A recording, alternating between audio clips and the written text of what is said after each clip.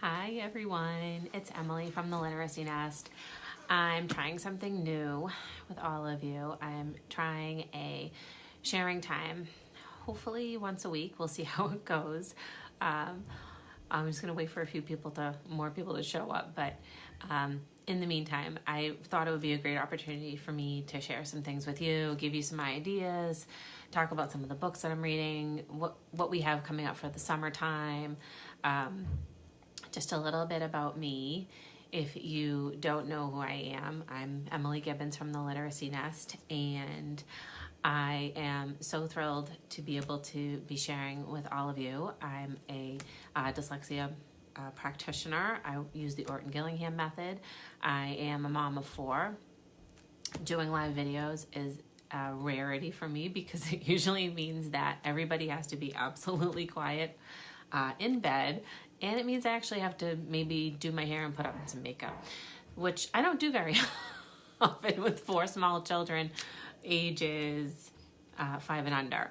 So I'm really looking forward to trying a little bit more of this with you this summer, and hope you'll be able to join me. I can't promise it'll be every Sunday night, but I will try to do it once a week. So if you are here tonight, I would love it if you would let me know. Comment. I don't know if I can see all of your comments or questions right now, but I will in a few minutes, hopefully. So I just got this sign at TJ Maxx today, and I just love it so much. I just had to share that with all of you. It's one of those felt boards that you put, "Hi, Josephine," those little letters on, and it's just great. So I just had to share that with all of you. It was like my little TJ Maxx find. And then I found this mug, and I just loved it so much I had to get it. So, hi Lynn. So let me just start by sharing a little bit about myself in this past week. So I did something pretty terrifying. My husband and I taught 3 of the 4 of our children how to ride 2-wheelers. And no, that's not driver's ed, but still, it was a little scary because they're all going in different directions, and one's falling down and crying, one's helmet's not working. It was a little bit chaotic, but I'm happy to say within the past few days, they are off and running and doing beautifully now. So I am just so thrilled because, to be honest, I'm not a very good bike rider. I just wasn't. I grew up in the city, just not something that was just something I was interested in.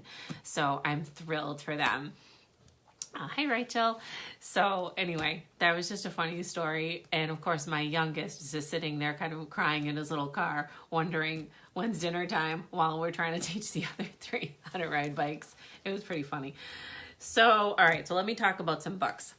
So this book I pulled out because somebody in my Orton Gillingham instructors group a few weeks ago, well, maybe it was about a week ago, mentioned this book that they had pulled out of the woodwork. And I have to say, if you haven't read it, please pick it up. It's called English Isn't Crazy. Let me know if you've read this by Diana Hanbury King. I mean, the guru of Orton Gillingham. If you don't know her, please definitely pick this book up. This is just one of those short reads. Gives you a little bit of history of the English language, borrowed from Latin, Greek, German, French, and will give you some great background, but also just to help you explain to children that it's not some crazy language that doesn't have some commonalities in it or things that we can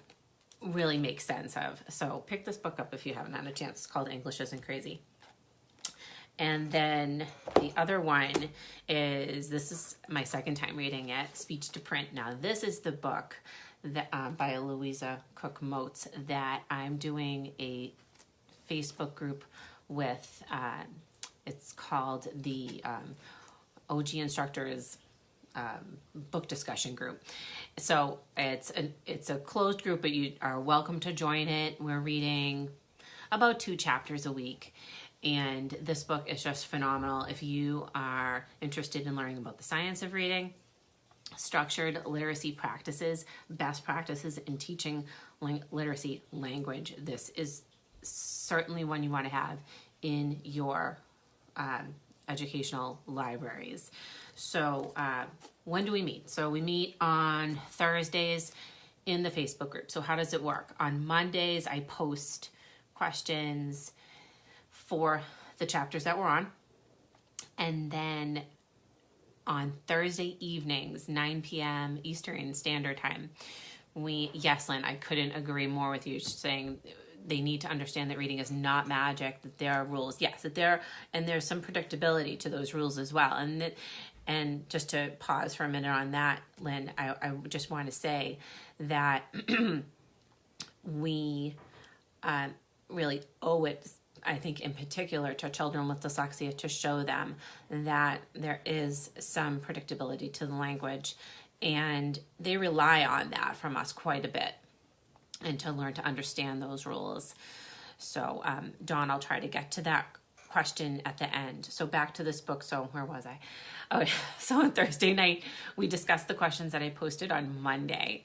So if you want to get into the group and you feel like, oh, but I'm behind, I haven't started the book, it's totally fine. You can come in, be a fly on the wall, or you can come in and join the discussion. Last Thursday was hopping. People were just firing away at the questions left and right.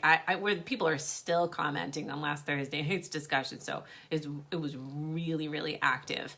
So if you want to get in there and chat with people about this is a great opportunity. It would be nice if we could all be in person, Thursday night book group, have a glass of wine, something like that. But that's not really possible with hundreds and hundreds of people. So if you want to join, I will post the link to the book discussion group at the end of this live video. Okay. All right. So the next thing I wanted to pull out, this is something, it's kind of silly. I found the idea on Instagram, and I am a huge fan of repurposing things with my students. I have been known to scour the Dollar Tree stores. You'll come to my house. I know, Lynn, that would be a lot of fun. But first, you'd have to help me put my kids to bed before you could do that. Just saying, putting that out there. So I love to repurpose things. I love going to the Dollar Tree. I have been known to repurpose a plastic chip and dip platter for an OG lesson for sorting, and it's worked out very well as a pet dish. So this repurposing is a bottle drying rack. It's plastic. It looks like grass though, doesn't it? So I just love this, and I found it on Amazon because that's where I pretty much buy everything, is on Amazon. And then I took my sentence strips for my fluency practice. Now in my phonics packs, you'll see I usually include sets of sentence strips in there for fluency practice that are controlled. And then this is just a silly idea, and I did it with word cards too as well. You don't have to just do it with sentence strips. But I put the sentence strips into the grass, the fake grass, all over, and tuck them all the way down the best I can here. And then this just makes the simple act of just pulling out sentences to read with children just a little more novel. It's just anything to grab these kids who are reluctant readers. I am all about that. So it's just kind of funny. Then once all the sentence strips are in there, I'll just put like one more in there. Then that one doesn't want to go in. Let's try this way. Then I just turn it around, and then you can take one out at a time and read it. Okay, so that is something I'll post the link to when I'm done with this as well. Okay, so you can give that a try if you are looking for a way to shake up your fluency practice. So that works great with word cards too. So if your children aren't reading at the sentence level yet, you can try that. And then finally, some news that's going on this summer. I mean, if you haven't been following me for a little while, you may have not heard about it, but you may have.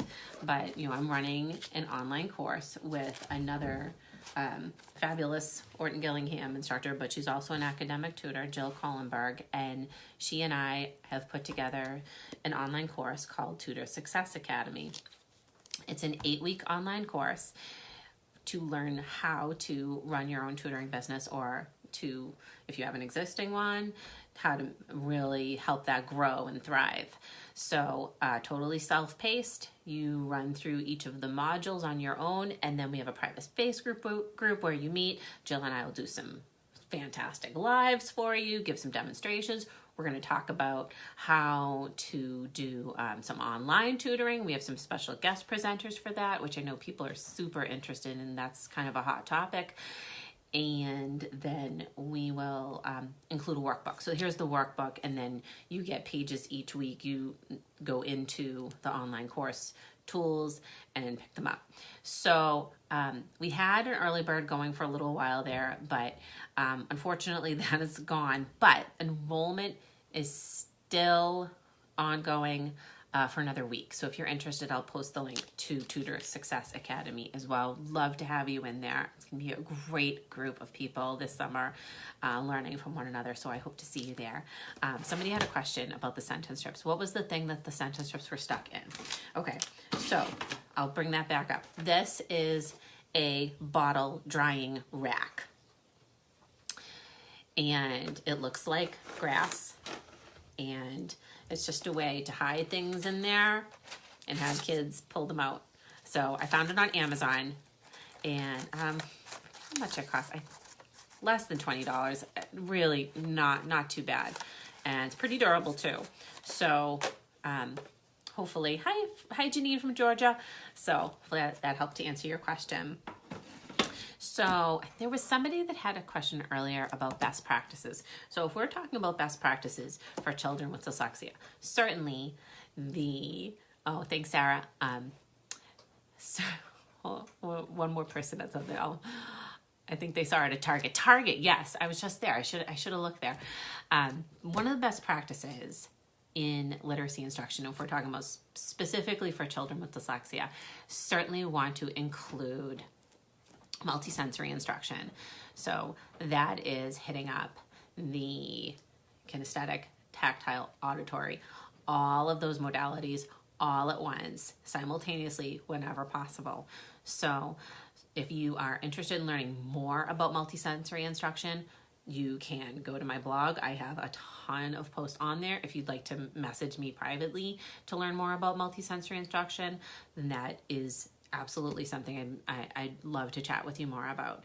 I'm going to be wrapping things up in just a minute, though, because I just had a few quick minutes to share those things with you. And I will be sure to check in with some of the questions in the comments. But that was pretty much all I wanted to share with you this week. And I hope that was helpful to you. And I'll hopefully be seeing you next Sunday night. So thanks so much for watching. Bye, guys.